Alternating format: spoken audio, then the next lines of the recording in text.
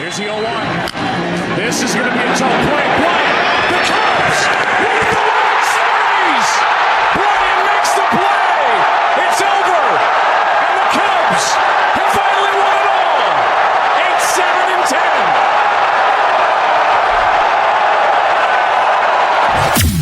8-7-10. Welcome to Club 120. The ultimate roundtable for diehard Cubs fans and lovers of all things sports and lifestyle. Strike three, you're out. Hosted by Neil and Nate, two former baseball players and coaches turned loudmouths with strong opinions and even stronger banner. Get ready for quick-hitting, time-answer segments packed with wit, laughs, and the occasional heated debate. From analyzing Cubs on-field action to diving into off-field drama, no topic is off limits. So grab your glove, pour a drink, and pull up a seat at Club 120, where the banner's quick, the takes are hot, and the Cubs always come first. Let's get started. Play ball.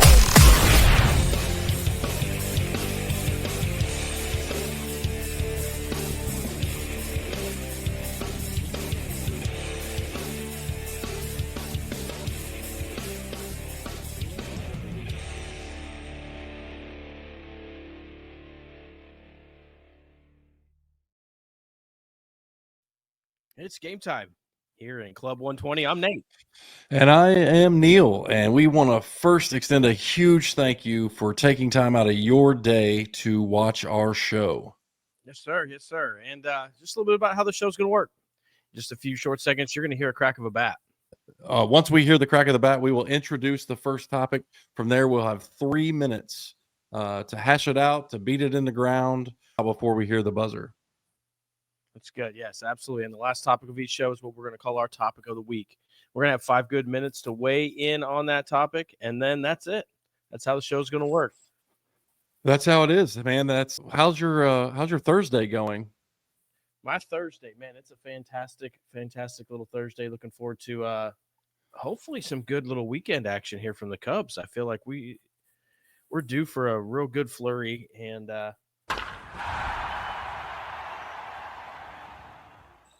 Jed Hoyer recently said, there comes a time, there's a quote, there comes a point when you trade a prospect for a parade. What does he mean by that? Oh, well, that's a great question. Jed to me is obviously in the last year of his contract, right? So I don't know if that means he's on the hot seat, but I know it means that it's time to put up or shut up. I think it's playoffs or bust, right? I don't know. Trade a prospect for a parade. Did he do enough this offseason? I mean, Cam Smith is arguably the only prospect we've dealt at this point. Did we get enough for a parade? I don't think so. It's fair. I think that's fair. It's weird, isn't it? How it kind of coincides with his last year, this whole front office thing since 2020, this let's build the prospects up for the last 4 years. That's all we've heard about. And quite honestly, when PCA took center last year and Shaw and Ballesteros were tearing up AA ball, I feel like he might have just said, okay, it's time. I just, like you said, is Cam Smith, is that the only prospects that we're trading for a parade? Look, I think prospects are exactly what they are. Until they show me what they can do for 500-600 at bats at the big league level, they are exactly that. And he's done a good job of building up collateral. Is he going to spend it the right way or not? I don't know. Every good team's had 4 or 5 core players, right? I feel like we can name them right now. If we wanted to, we would love to name those guys, right? Let's hope they all hit. If that's the case, we didn't need Cam Smith. No, yeah, 100%. In KC. So who would you let's get a parade. Let's parade them out of here and parade somebody in here that's actually going to do work for us today. Why not? Yeah, 100%. I mean, we got 40 seconds left of this topic, but as far as I'm concerned with Jed, there's got to be more done in the bullpen, in my opinion. what are we doing there? Like we've got to get a late inning arm or a closer. We're going to talk about that later. Maybe it's Porter. Who knows who it is? Who knows what we're doing? But to me, we've got to get more arms down in the late innings of the bullpen. Well, this won't be the last time we bring up solution players split. I can tell you that much. But what I can tell you is now it seems a little cryptic, and it seems like it's just not a lot of action. We'll see how it goes. All right. That's enough for that one. How about off-season grades so far? Well, boy, that piggybacks off of where we just came from, right? How can you get above a C plus right now when you talk about you have a great farm system and you're willing to move them for pieces that you feel like can help you win now? You float weird rumors out there that could cost you the one prospect that's actually everybody's in on because he's so cheap that it makes sense for everybody to put a bid in, and we're already out on him because we floated some weird rumors about trading Seiya, so that's always good for them. They really enjoy that. I'm sorry, the belly dismount was weird. Nothing that has come out of the front office right now so far, outside of maybe the Tucker deal, has made a ton of sense, including the Rule 5 draft and all kinds of weird stuff. So let me know when you have sense of any of this, because I'm going to be honest with you, Neil. It looks like we're an 83 win team again. So you just let me know. No, my off-season grades, it's B minus, C plus, right? So B minus is and B minus is only because I think it's exceeded my expectations, which is sad. My expectations were that nothing would be done just like last offseason, right? Like this is how it's going to go. This is what we're going to do. This is our MO. We're gonna wait for the prospects. That's going to be the Cubs' move. Is we've got this big stash of prospects, and we're gonna wait for that to happen. So B minus is because it's to me just a hair above average.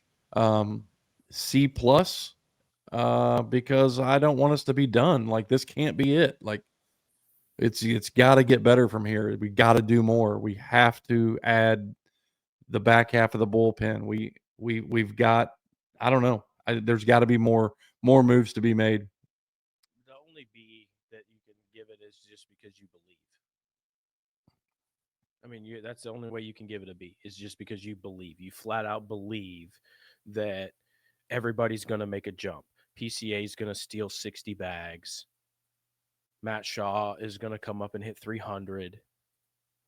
Ballesteros is going to push everybody else out of the catcher position, right? Everybody's going to take the next step. Dansby's back. Blah. That's all we're doing. Is if that's what you're saying, if there's a B involved, if there's a B involved in this grade, it's because you believe that everybody's going to make a jump. Quite honestly, you can't bank on that.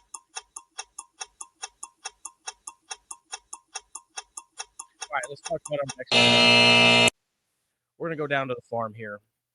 And this is going to be a little fun one here that we want to just talk about. What's next? So, Neil, what are you hearing about down on the farm? These prospects that we want to trade for, we're going to keep. What do we got? Well, we no longer have Cam Smith, so there's that. There's Moises Ballesteros. That's I expect huge things from him. To me, I don't know if we've had a guy. I mean, arguably, him and Matt Shaw have had the same kind of offseason, right? Like they have absolutely just been raking the entire offseason. Matt Shaw, in my opinion, should start on the big club. He should be in the 40-man roster right off the bat from Jump Street. And then, Owen Casey, Kevin Alcantara. My big question, so that's kind of where I'm at, but my big question for you is who's the next guy, right? Like, so it was always PCA, then last year was Matt Shaw. So who's the guy? Who's the big guy in AAA that everybody has their eye on? Well, I tell you, when you have a system like this, it's hard not to know the names, right? We knew PCA was coming. This wasn't a surprise. Like, oh, we had this kid come up and start tearing up double A, and we had a rash of injuries, and all of a sudden we're just throwing this 19-year-old kid in there, like Miggy back in the day for Florida, right? Like that doesn't happen. We know these kids. We know this name. So Ballesteros has to be next because I think Shaw's already been next. Like we're at this point, if Shaw doesn't hit 25 ding dongs this year and give me a 250 plus average showing that he can handle this, then he's we feel like he's already done that here. So that wouldn't shock anybody, right? So I think your next guy is harder to define because we're out of room. So it's got to be Ballesteros. After that, then that's a tough one to say because, quite honestly, Owen Casey is your best trade bait. But I tell you what I'll do. With a little bit of time left here down on the farm, let's look at a couple of guys that I think might actually have good value coming or going. Okay.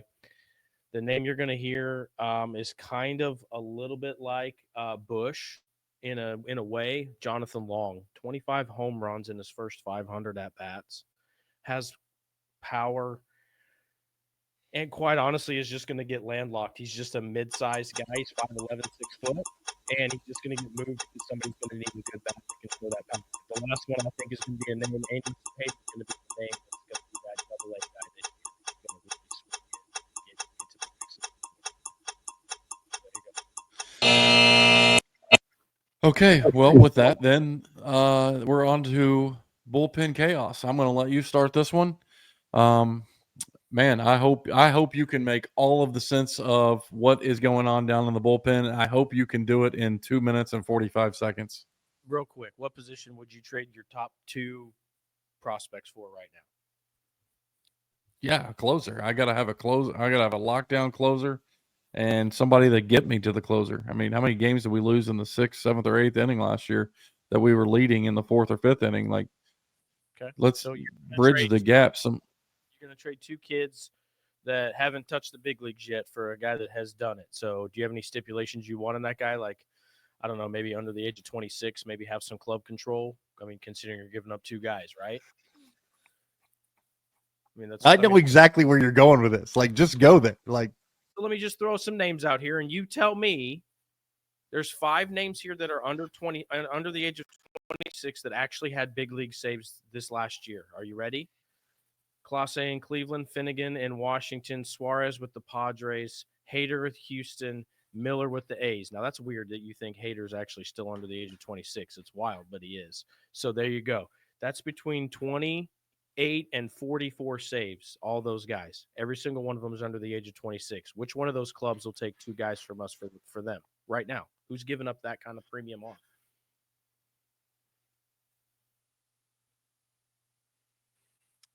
Yeah, I'm not. I'm out on Hader.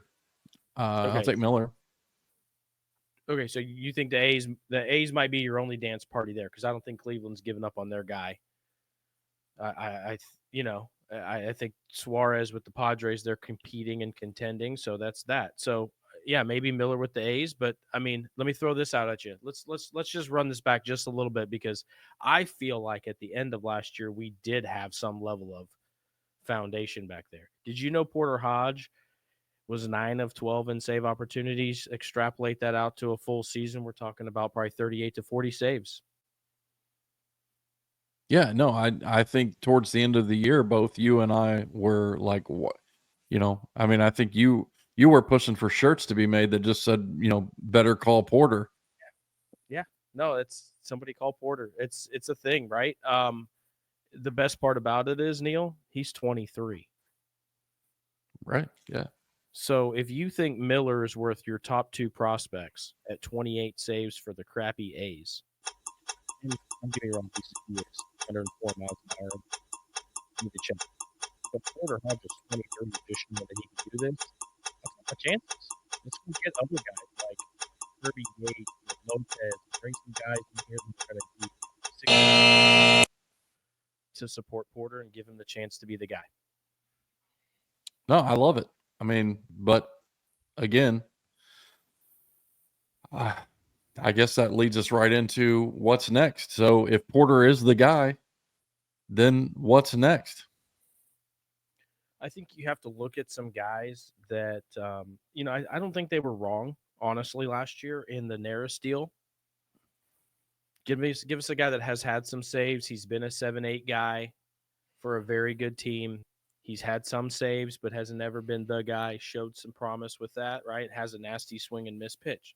I think they made the right call. They thought, hey, let's promote an eighth inning guy to it. With that being said, I don't think they have enough seventh and eighth inning guys that can go out there right now and in 2 to 3 years be a closer. I think Nate Pearson wants to be that guy. Lopez is not there anymore. I wish that they would go get him real quick. Honestly, I think he's outpriced his value. I don't know. That's a different conversation, but you're going to hear some names. So what's next? I think you're going to hear a name like Kirby Yates thrown around this weekend. I think he'll probably move this week, and I think that wouldn't be a bad situation to put yourself in. A guy that has some closing experience coming off of an injury, had a really strong second half and could solidify your eighth inning. If you want to say Porter's our guy, Kirby Yates would still say, okay, I get it. And if Porter's not, Kirby Yates can close. Okay. I mean, so what about let's look, we got a minute left here before we move on to our topic of the week, or what's the deal with this Bregman talk? Like, what are we doing? Are you, do you want to be in on this? Do you not want to be in on this? Well, I just find it odd that you have a clubhouse favorite in Cody Bellinger. You have a fan base that screams his name, and you sign him to a deal that you think you could potentially get 3 years out of, and respectively at a price that you wanted, and then miraculously 12 months later, you don't even want to see him in camp. Like, please God, let's get him out of here before we get to camp, because that'll make it really awkward. And then we're going to go. And the main reason that we didn't want to do that is so that we could go get free agents and not cross the apron, right? Like, Jed's a steward of Ricketts' money. He's a steward of it, and he's not bad at it. He's not going over the apron. So he felt like that had to happen. Great. Bregman's going to put you over the apron. So what do we do? Why? And you just did all this for matchup. So what are we doing? What signals are we putting out? Are we pushing Shaw? Or are we going to be plus million at every position soon? Yeah. Okay. Let's all get in line here, and let's prepare the coronation ceremonies, and let's just get to it. Let's crown King Tuck. Tell me all about this deal and why we as Cub fans need to love this, Neil. Well, I mean, I don't love it. So I do love Kyle. I do love that we have Kyle Tucker. I wish it wasn't a 1-year rental. Let's call it what it is. It's a 1-year rental unless we're going to sign him. I'm hopefully optimistic that the reason that we did not come to terms in arbitration is because we were trying to lock him up for a long-term deal. Not come to terms but why it's going to go to arbitration is that we're trying to work on a long-term deal. I don't think that's the case, but that's the optimistic side of myself trying to convince him. Right. Speak it into the existence. Look, good news is he's going to try and get a contract, right? Like that's a contract year for him. So that's the good news. He's going to be playing his best baseball because he's playing for a massive contract. Bad news, I think he's going to want a ton of cash. I think that this threatened labor shortage or labor stoppage in 2027 is got people scared. And I think Tucker's thinking, if I can get a massive deal prior to 2027, I'm going to be grandfathered in. Because anybody you listen to, anybody you read, that seems to know anything says there's going to be no baseball in 2027, which is bad for everyone. But I think that's because these contracts have gotten out of hand, and there has to be some sort of leveling of the playing field where these small market teams can compete with these guys that are throwing around this asinine amount of money for guys to put on the uniform. That's an entirely different segment, right? What you just waded into. I mean, it's all, but it's true. And it's interesting to see some of these free agents and how they're positioning themselves. Tucker's one of the few this year that can actually do that, right? Like, my only concern with this deal, I do think it costs too much. I think if you do that deal without Cam Smith in it, I think that's probably closer to the right price for that rental. Unless he's given you way more indication that he's willing to sign here, which is odd as well. I don't think his park comparisons numbers are going to be any different. I'm concerned about it. I don't think it's going to be an uptick coming to Wrigley, leaving Minute Maid. I think Minute Maid has those short porches, and I think if global warming is real and last year is closer to the new norm for Wrigley because of the video boards and everything else, there's new wind trajectories. He's what he is. So what would you pay him? I think you're going to get exactly what he is. And that's the best thing about Kyle Tucker. I don't think he's ever had a year that hasn't been like, oh, all of a sudden now he can hit 40 home runs. No, he's just hit 40 home runs every year. Just, it's just what he's done. So here's 115 RBIs. Go. You could just roll it out there. You just hope that it's going to help. I don't know. I want Kyle Tucker to be everything that Belly wasn't for us. No, and I think you make an interesting point. And again, I think that's another topic for another show is the splits on Wrigley and how it'll be very interesting to see how the ballpark follows up. Was last year an anomaly, or is this the new norm? Is this how the park is going to? Pitchers are going to love playing. Pitchers are going to love playing for the Cubs, but hitters are going to hate hitting here, and this being your home park. So it would change how they build the club, which going towards the new rules to do about it, right? So let's be real. It's there's a lot still to come. Neil, I think there's a lot still coming. I let's hope that this is a big weekend, that we put some more pieces around Kyle Tucker to a real run at things. No, yeah, I hope you're right, and but hey, that's show number 1 in the books. Put it down. All right, man. Well, I guess I'll talk to you next week. We'll see you next week, audience. If there is an audience, thanks for watching. That's right. Thank you so much. Go Cubs, go. This has been Club 120. Neil and Nate have practically spent their entire lives doing something centered around baseball. And with these guys, you're going to get quick-hitting, time-answer segments packed with wit, laughs, and, yes, heated debates. We hope you enjoyed the show. If you did, make sure to like, rate, and review. We'll be back soon. But in the meantime, you can find us on all social media platforms at Club 120 Show. And, of course, the website at www.club120show.com. Until next time, go Cubs, go!